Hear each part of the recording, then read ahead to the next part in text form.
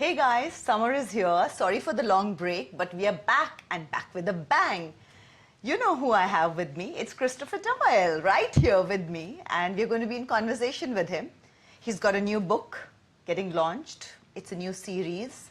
He has left the last series halfway and started a new series. You know, these authors are really mean. They do these horrible things to their readers and just keep us hanging, waiting. And but here it is, a new series that he is starting. It's called the Patal Prophecy, son of Brigu. Am I right? That's right. Yes. So you know him. You know him as the author of the Mahabharat Quest series. And there are certain books that were the secret revealed and the secret of the Druids, which were part of some other series? Part of the same series, the Quest series. So this is the second series, and you've not completed the first one, and you've started the second one. Yes. Yeah, I have a big problem with that. And I have a confession here. I've not read any of Christopher's books, but I have a sister who's a huge fan of his and who was jumping with joy that I had him over, and she has a list of questions for him. So I promise you, I'm going to read all of the books. Which one do you think I should start with? Start with the Alexander Secrets, I think. Yeah? Yeah. So that's what I will start with, but maybe we should do it on the book club. Write to me about that, give me the feedback on that. Let's see what is it that we can do on the book club, and we can read it together. In the meanwhile, the list of questions from my sister. You ready for that? Ready? Yeah? Yep. Okay. First question. How does it feel to be on Sonali's book club? Awesome. Awesome. Awesome. I'm really happy to be here. I'm really excited about this. Yes. Good. Right answer. Now we can continue.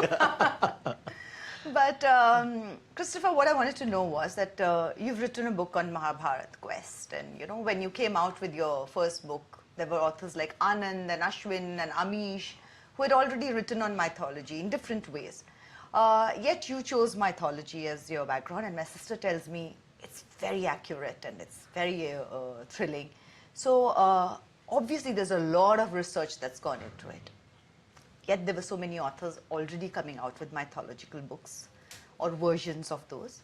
What made you go into the same thing then?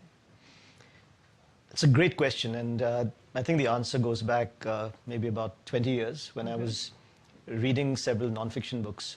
Okay. Which are today regarded as classics. And they basically explored the roots of Western mythology using science. Okay. Based on a lot of research and scientific evidence. And I was really fascinated by the entire process and the logic that they used. And I kept wondering if anyone had done this with our mythology, with Indian mythology. And I found that no one had really looked at the Mahabharata, for example, and I've always been fascinated with the Mahabharata. No one has really examined the Mahabharata from a scientific perspective. Really? Not really. Not in I thought they depth. were looking at, like, Beat Krishna, Dwarka, the geological surveys, and all that was happening. Well, there's been a lot of exploration, but a lot of it is incomplete. So even the Dwarka expedition, they had some discoveries which happened in 2001, Right. but after that there's been absolutely no excavation or exploration. So a lot of it is very inconclusive. You know, there's no evidence. The same thing happened with the Purana Killa, digging up, excavating for Indraprasth, and it just stopped. So one doesn't know why, but there's another mystery. Theories on it. Yeah, of course, I've got theories on it. Okay. Yeah. So I decided to explore this scientific connection with the Mahabharata using real science and not science fiction.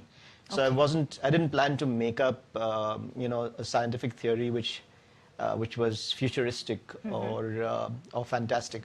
Okay. But I wanted to base it on actual scientific facts as we know them today. And see if there were things in the Mahabharata which could be explained. But I decided to put it in a fictional form because I wasn't writing a thesis or actually doing an academic research. So that's really where it all started, and it's very different from what some of the others are writing because I go into a lot of depth, both in the history and the science. All the historical facts and all the scientific facts are real, accurate, and verified by experts before I get into the creating a plot to put them together.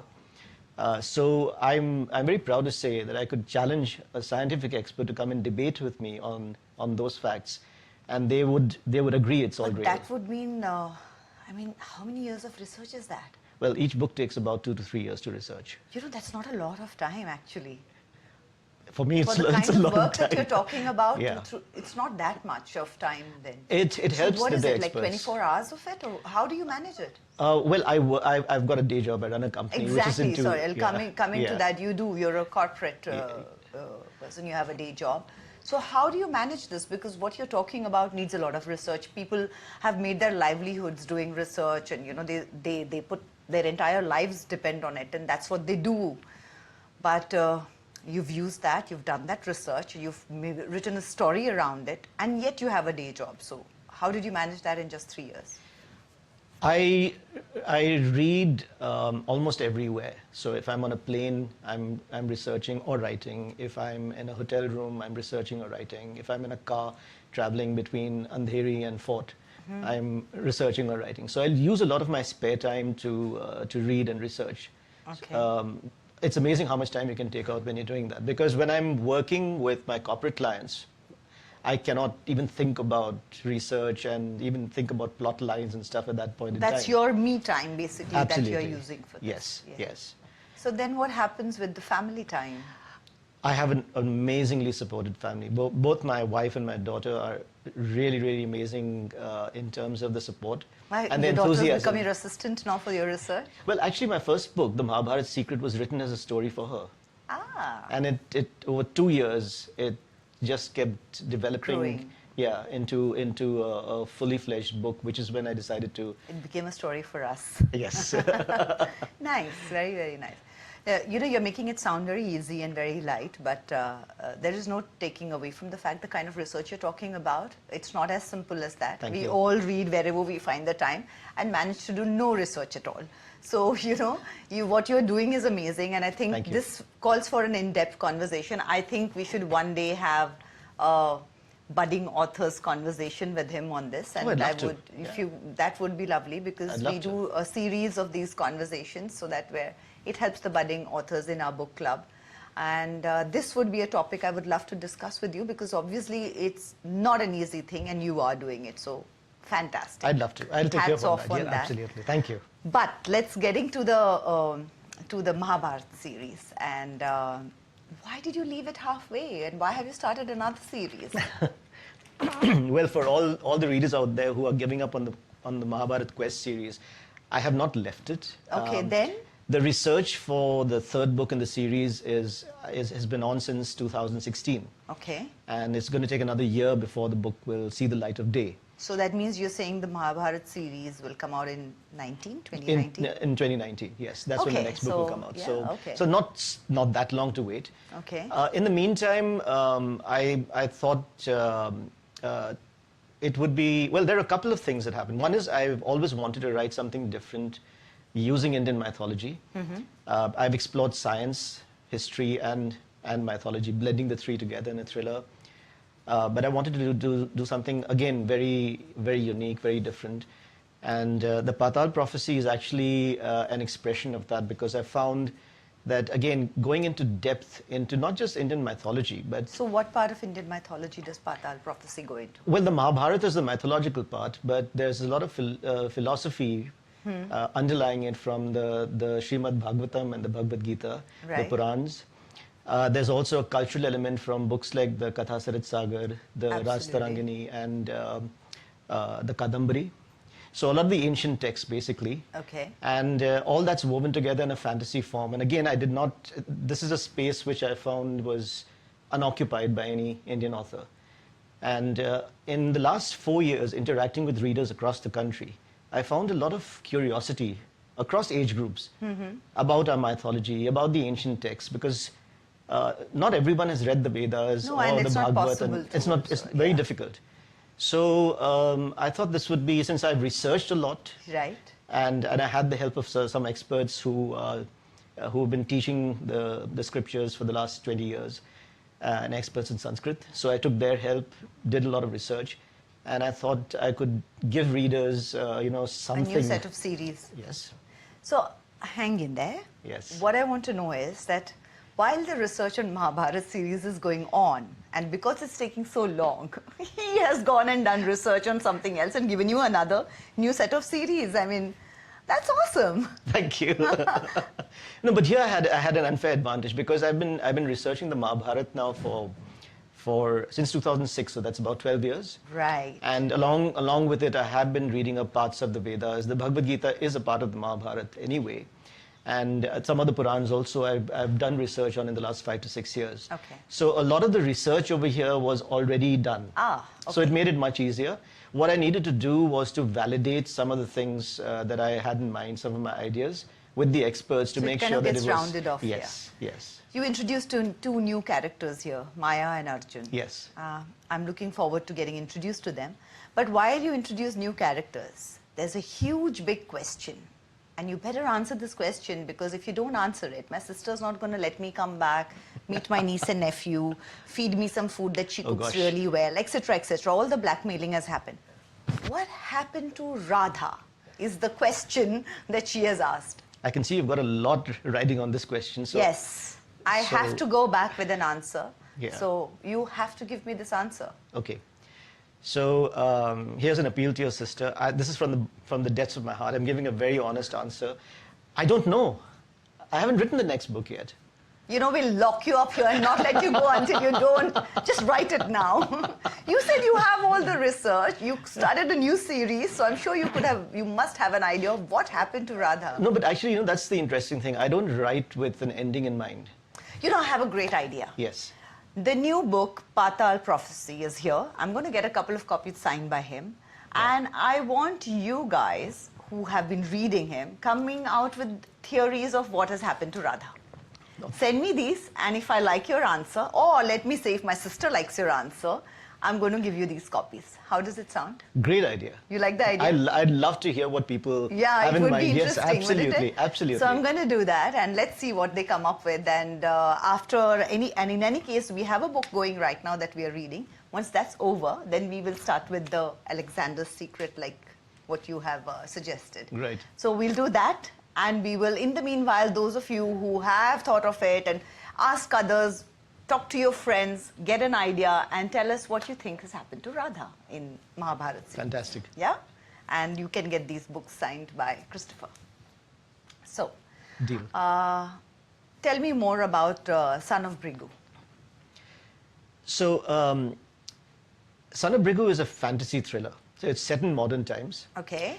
It's rooted in When you say modern times, is it like today's world, in or today's is it world. dystopian? No, it's in today's world. Okay. So there's a lot of dystopian stuff there, especially from the Western authors. So I didn't want to get into that. Okay. So it's set in today's world. It's about an ancient secret society which is still around. Is it based in India? It's based totally in India. Okay. The first book is absolutely, Son of Brigu is 100% based in India. Though I do start off with a prologue that's set in Egypt. Okay. But that's because I found that mystery of Napoleon and the Great Pyramid just too tempting to pass by. Okay. But the action is totally in India.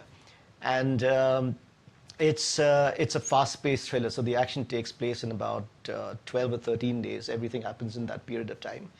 And what's really interesting for me is the fact that the story is rooted in ancient texts. Okay. So there's a very strong connection between the past and the present. Okay. So how old are these Maya and Arjun? Maya and Arjun are 15-year-old school children who study in a school in Delhi.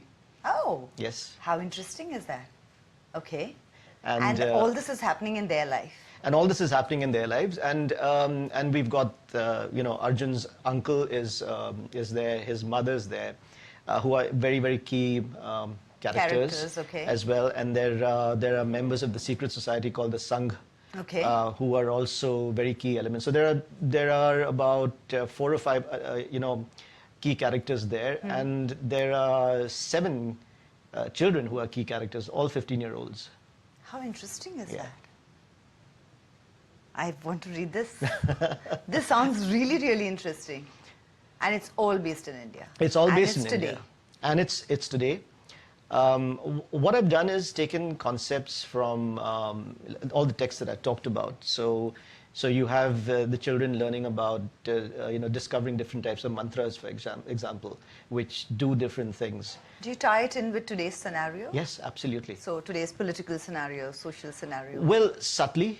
I wouldn't say there's, you can see the connection. So, for example, some of the topical things in today's times, you have rishis and kshatriyas who are part of the sangha, this secret society. And a rishi, there's no gender bias. You have both men and women who are rishis, maharishis included. Right. And the same thing with the kshatriyas. It's not male dominated. Yeah. You have both, both genders are there. And there are other elements. For example, you don't become a rishi or a kshatriya because you're born as one. And again, this is something which is there in the Gita and the Bhagavad. But you become one based on your The work you do. Yes. So a lot of these kind of elements are in the book and interwoven into the story. narrative. Yes. Okay. Nice. So they're school children basically. They're school children. But this is not young adult fiction. This is not young adult fiction. Young adults will it's Will interesting. enjoy it? They will enjoy it. They seem to enjoy my other books as well. The Quest series has a very strong young adult following. So this is more like a high school book read kind of a thing. This I think would appeal to all age groups because of because of the fact that some of the philosophical elements over there are from some of the ancient texts and the scriptures. I think people from all age groups would enjoy it. Anyone who likes a thriller, anyone who likes fantasy. So if you like Lord of the Rings, you'd like this book. If you like Harry Potter and you're a young adult, you'd like this book. So it's a pretty broad appeal. It looks like that. That's nice to know. Tell me, what is it with all the authors who are in corporate world and are actually secretly in the night writing, or I don't know, that's my imagination, because everybody seems to be working in these corporate offices, which sounds really dry and boring, and are churning out these really passionate, different kinds of stories. So it's like a secret life that all of you authors are leading. There's like a dual life happening there. What is this connection? I wish I knew, because you're right. There are a lot of authors out there who aren't. In fact, all the names you've taken, Amish, Ashwin, Anand, Chetan Bhagat is another one. Ravi is a banker. Ravi is a banker. You're all in these corporate jobs, and when you look at them, these are all these, little boring jobs. So I think all of us have a passion for writing. I think that's definitely one common trait we probably share. But I really don't have an answer why corporate. But maybe all of you thought that this couldn't be the career, the profession. So let that be the passion and let me have a job going. Well, Would yes, that be the thing? That's quite possible. That's quite possible.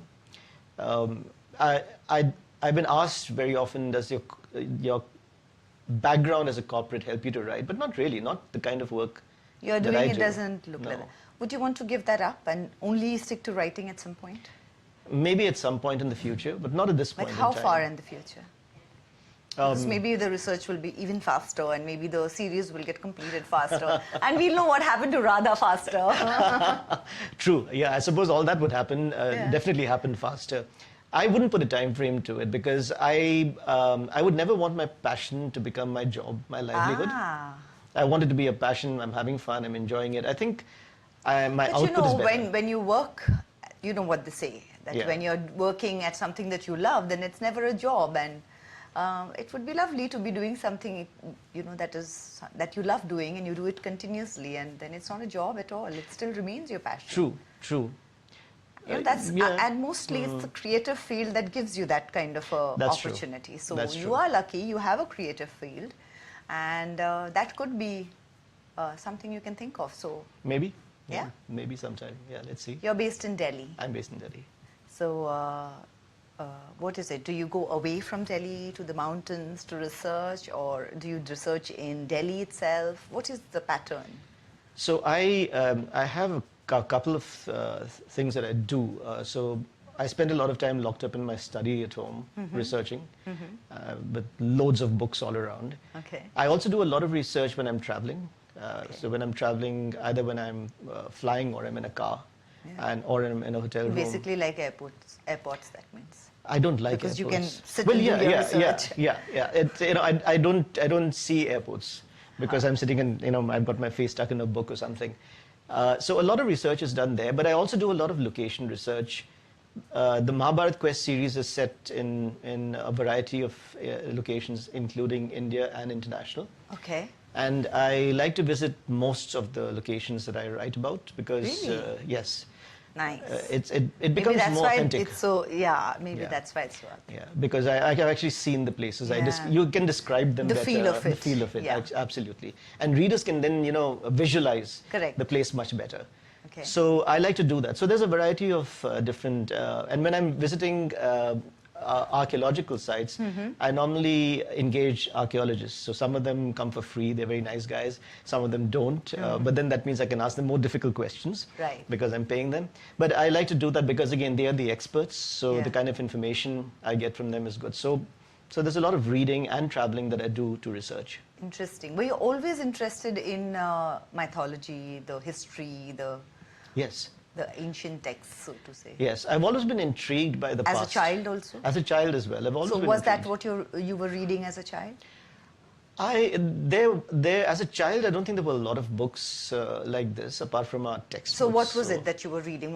Were you a voracious reader? What was it? I've grown up reading a lot of fantasy, science fiction, mystery, and suspense. So I guess that's where all Yeah. of this comes from. History and stuff about the past I started reading maybe about 20, 25 years ago when I came across books like Hamlet's Mill, which is a very scientific study of mythology across the world Okay. and its connection to astronomy. Okay. And some other books like Fingerprints of the Gods and Uriel's Machine, which were published about 20, 22 years ago. Okay. A lot of these books, they have a very interesting hypothesis that all mythology is rooted in some reality, which may have been embellished over the Absolutely. centuries. But mythology just wasn't created, especially when there's similarities in mythologies All over across the world. Yeah. So, for example, when I was researching for The Secret of the Druids, I found amazing links between Irish mythology and the Mahabharata. Really? There's a goddess in Irish mythology. I can't tell you the name, it would be a spoiler. But there's a goddess there who is in the Mahabharata. The same name, the same pronunciation, the same set of sons. It's uncanny how similar it is. The Druids of Britain have very strong links with the Mahabharata. They're actually called the Brahmins of the West. Oh. And so these kind of links in mythology are fascinating when you actually go out and research.